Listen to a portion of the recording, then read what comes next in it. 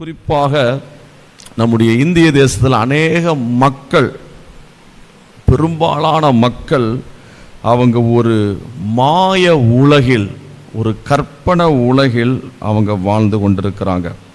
So இந்த கூட்டம் ரட்சிக்கப்படணும். அப்படி வாழ்ந்து கொண்டிருக்கிற அந்த ஜனங்களை அந்த உலகத்திலிருந்து அவர்களை ஆண்டவர் விடுவித்து ரட்சிக்கணும். ஆமீன் சொல்லுவோம்.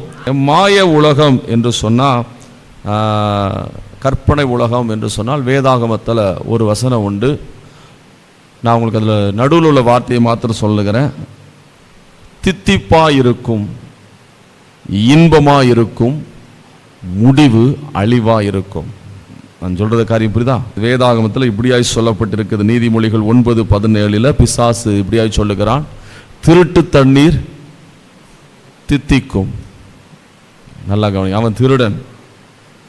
இயேசு கிறிஸ்து அவன் நல்லவன் சொல்லலை. பிசாசு யாரு? தைரியமாக சொல்கிறார், அவன் ஒரு திருடன். நம்மளும் சொல்லலாம், யார் திருடன்?